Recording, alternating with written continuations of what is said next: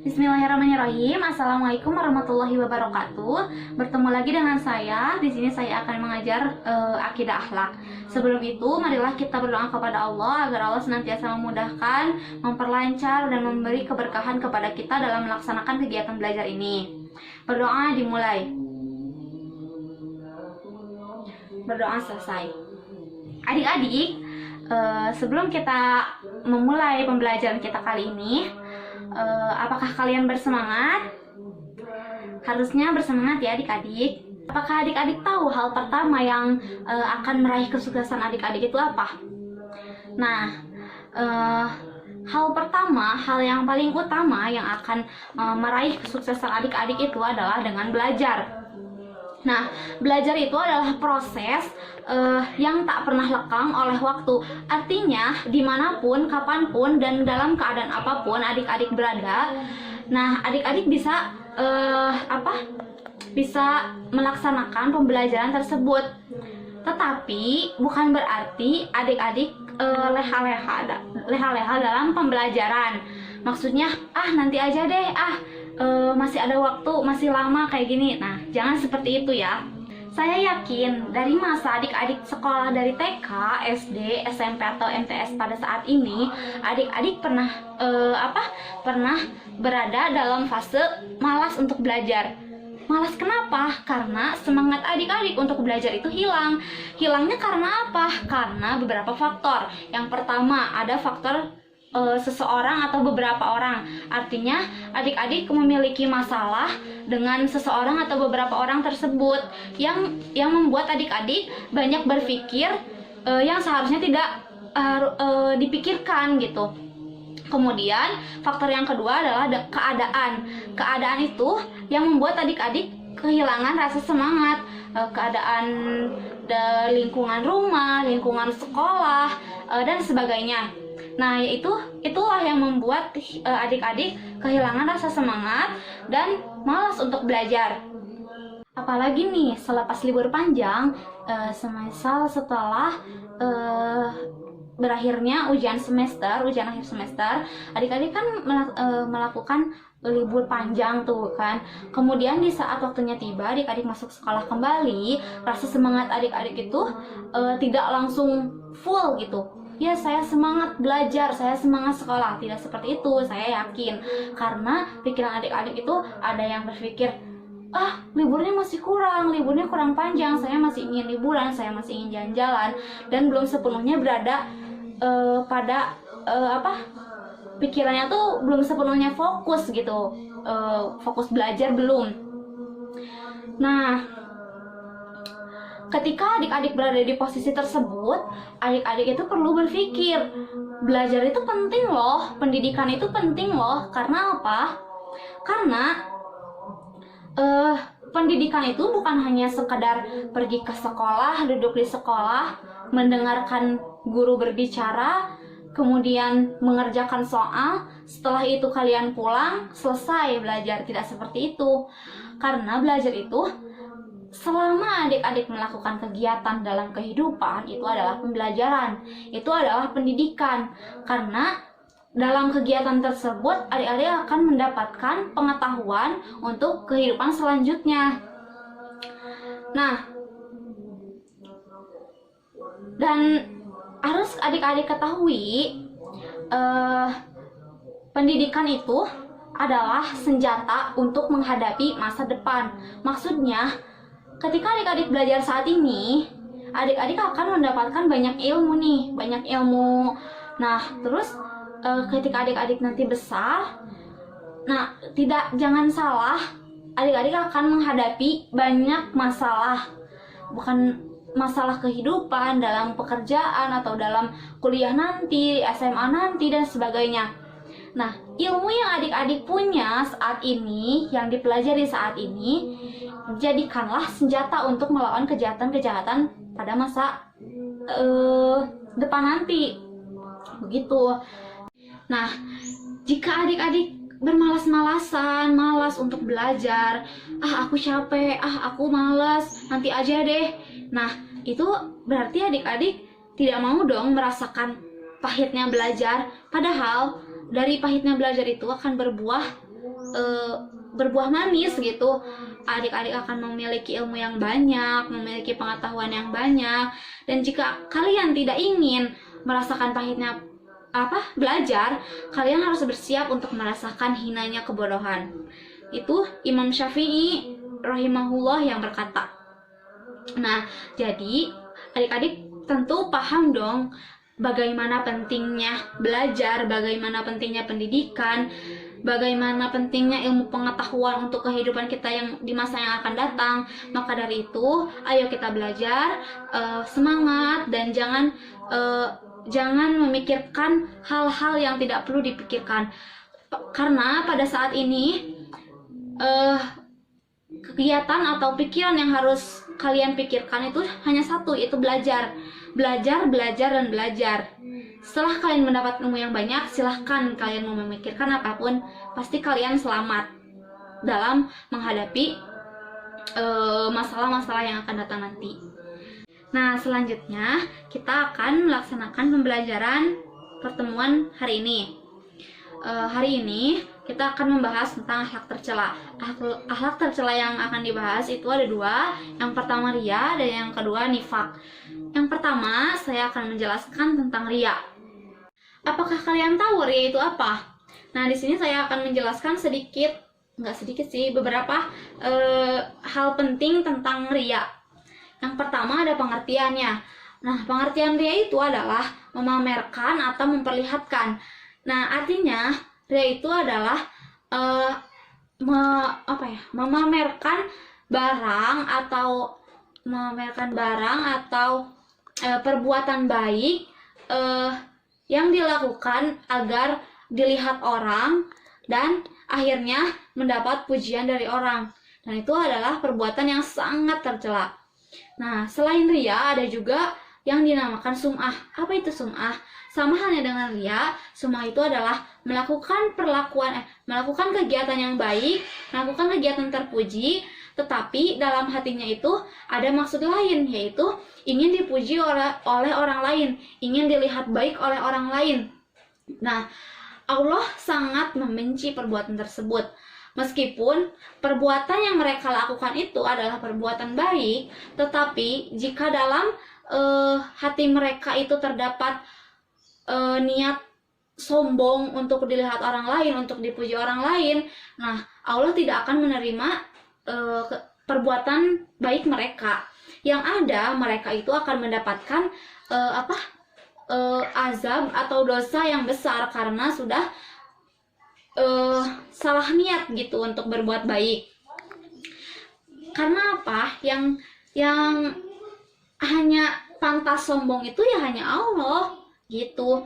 Jika kalian ingin berbuat baik, ya dalam hati kalian itu berniat untuk Allah aja gitu. Tidak ada unsur pengen dipuji orang lain, pengen terlihat baik, pengen terkenal karena kalian menyantuni anak yatim atau bagaimana. Nah, itu adalah perbuatan yang jelek dan jangan sekali-kali kalian melakukan perbuatan itu.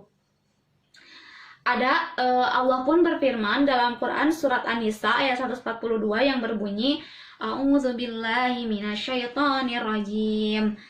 Innal munafiqina yukhadi'una Allah wa huwa khadi'uhum wa idza qamu ila sholati qamu kusala yura'unan nasa wa la yadhkuruna Allah illa qalila.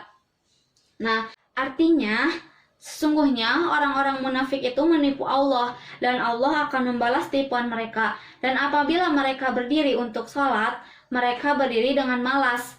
Mereka bermaksud riya dengan sholat itu di hadapan manusia. Dan tidaklah mereka menyebut Allah kecuali sedikit sekali.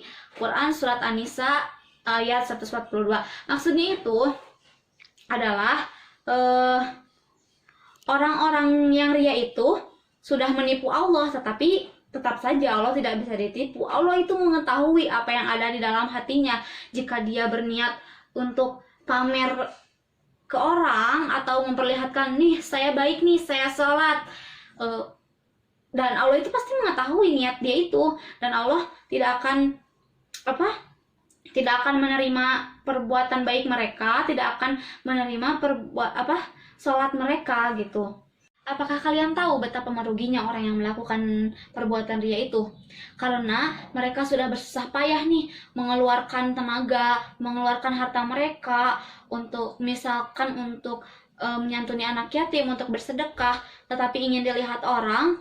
Nah, mereka sudah susah payah menguras tenaga, menguras harta, tetapi perbuatan itu tidak diterima oleh Allah. Untuk apa?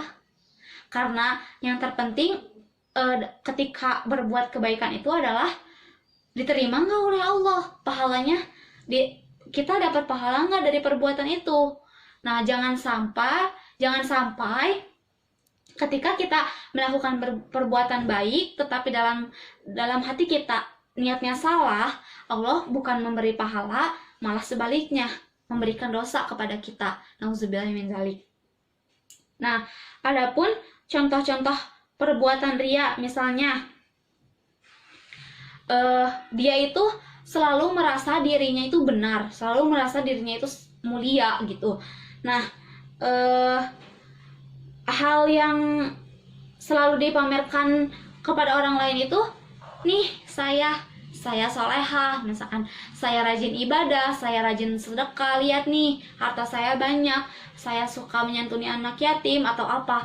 Nah, itu adalah contoh-contoh perbuatan ria yang tidak boleh dilakukan. Nah,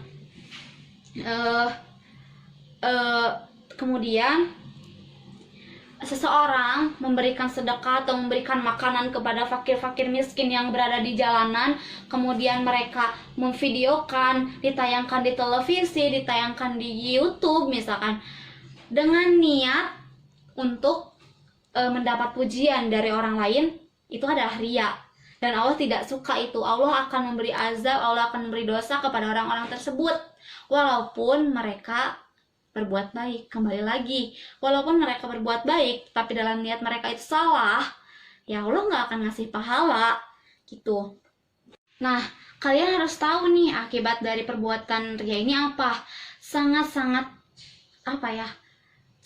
merugikan lah akibat dari perbuatan ria ini. Yang pertama, pahala yang kalian miliki sebelumnya itu akan lenyap karena ya Allah tidak suka, Allah murka, dan Allah istilahnya Allah mengazab kalian dengan kalian berbuat ria tersebut. Pahala yang kalian miliki sebelumnya Allah cabut dan ganti dengan dosa. Nauzubillah min dzalik ya. Kemudian perbuatan ria ini termasuk ke dalam perbuatan syirik kecil. Artinya kalian akan mendapatkan dosa besar jika kalian melakukan perbuatan ria ini. Nah, yang selanjutnya, kalian tidak akan selamat atas kekafiran yang ada di dunia ini, karena ria dan kafir itu sangat berhubungan.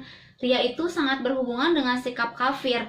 Artinya kalian jauh dari ajaran agama Islam, karena dalam Islam tidak pernah mengajarkan berbuat sombong. Karena ria itu kan termasuk sombong ya. Kita berbuat baik agar dilihat orang, agar dipuji orang, berarti itu sombong dong. Kita memakai sesuatu yang mewah, kita memakai perhiasan, memakai segalanya agar dinilai kaya, agar dinilai banyak harta. Itu termasuk sombong kan. Nah, sombong itu tidak ada dalam Islam. Yang sombong itu termasuk sifat-sifat kafir. Nah, maka kalian akan terjerumus dalam kekafiran tersebut. Begitu. Kemudian di sini banyak sekali ya dalil-dalil yang menerangkan tentang tidak diperbolehkannya ria, betapa jeleknya ria, betapa buruknya ria. Akibat ria itu apa saja itu banyak sekali sebenarnya. Yang terpenting, jika kalian ingin berbuat suatu kebaikan, niatkan karena Allah, hanya Allah. Tujuan kalian Allah, Allah dan Allah. Tidak boleh ada sedikit pun perasaan ingin dipuji orang lain. Jangan. Karena ya sangat merugikan. Sudah saya bahas barusan. Harta kalian habis, tenaga kalian terbuang, tetapi kalian tidak akan mendapat pahala. Yang ada kalian malah mendapat dosa, Allah murka, kalian akan diazab, kan nauzubillah min zalik. Jangan sampai kita seperti itu. Maka selama kita melakukan kebaikan, baik itu sedekah,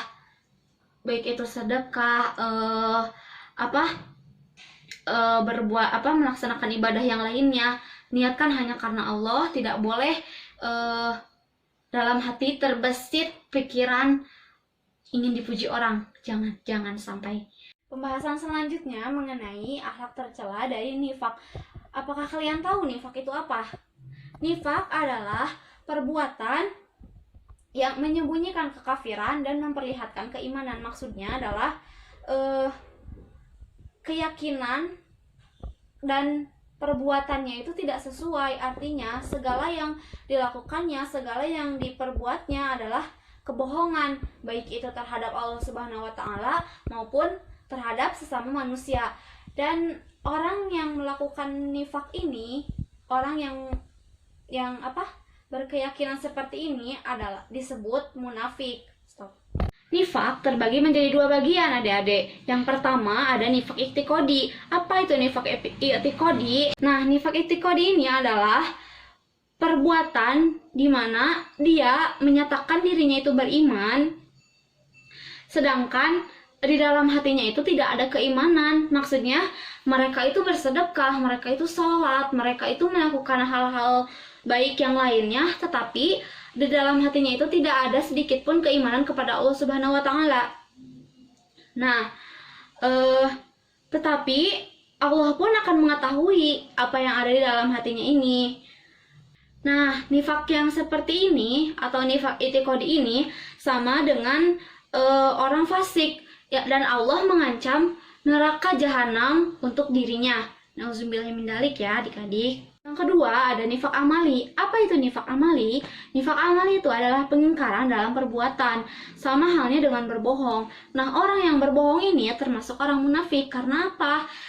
Tindakan dia dan perkataan dia itu tidak sesuai. Maka itu termasuk golongan nifak amali gitu. Nah, hal yang penting yang patut kalian ketahui adalah ciri-ciri orang munafik. Nah, dan kalian harus menjauhi ini ya. Yang pertama ada dia itu tidak akan sholat kecuali dengan malas-malasan. Artinya dia itu dia tetap sholat tetapi malas. Karena apa? Karena dia ragu atas balasan dari Allah Subhanahu wa taala. Nah, itu sangat tidak dianjurkan ya untuk seperti itu. Makanya setiap melakukan sholat atau apapun itu, kalian harus diniatkan karena Allah, iman kalian hanya pada Allah, begitu. Kemudian orang yang munafik ini hanya berpikir duniawi, tidak pernah memikirkan akhirat. Mereka mengejar dunia sampai lupa dengan akhirat. Nah, ini adalah ciri-ciri orang yang munafik. Yang ketiga ada mereka terbiasa dengan kebohongan, ingkar janji, dan hianat. Maksudnya, mereka itu sering berbohong, mereka itu sering janji tetapi tidak ditepati, dan mereka itu selalu berkhianat kepada sesama manusianya. Kemudian yang keempat, dia tidak bisa melaksanakan amar ma'ruf nahi munkar. Artinya, dia tidak bisa menjauhi larangan Allah, dan dia tidak bisa melakukan kewajiban dari Allah. Kalian tahu kan, kewajiban itu jika ditinggalkan akan mendapat dosa besar, dan jika dilaksanakan akan mendapat pahala yang besar. Kebalikannya, larangan-larangan Allah jika tidak dilakukan, itu kalian tidak akan mendapat dosa. Sebaliknya, jika kalian melakukan larangan Allah, kalian bisa jadi mendapat azab yang besar dari Allah. Nauzubillahi min dzalik. Nah, yang kelima ada seringkali pembicaraannya itu menyakiti dan menyindir orang lain. Menyindir. Kalau menyindir itu pasti menyakiti orang lain ya, adik-adik. Nah, menyakiti perkataannya itu tidak bisa dijaga sehingga orang lain itu tersakiti karena perkataannya. Nah, perbuatan ini adalah perbuatan yang sangat dilarang karena menyakiti orang lain termasuk dosa kan, adik-adik. Jangan dilakukan ya. Kita hindari perbuatan nifak, perbuatan riya, dan perbuatan cela yang lainnya. Kita sebagai manusia patut menghindari larangan-larangan dari Allah dan melaksanakan kewajiban-kewajiban dari Allah. Diniatkan dengan niat yang benar hanya karena Allah, dan tanamkan dalam diri kita keimanan hanya kepada Allah. Mungkin cukup sekian pertemuan hari ini. Semoga ilmu yang saya sampaikan bisa bermanfaat untuk adik-adik semua. Sampai jumpa kembali di pertemuan yang akan datang. Terima kasih. Wassalamualaikum warahmatullahi wabarakatuh.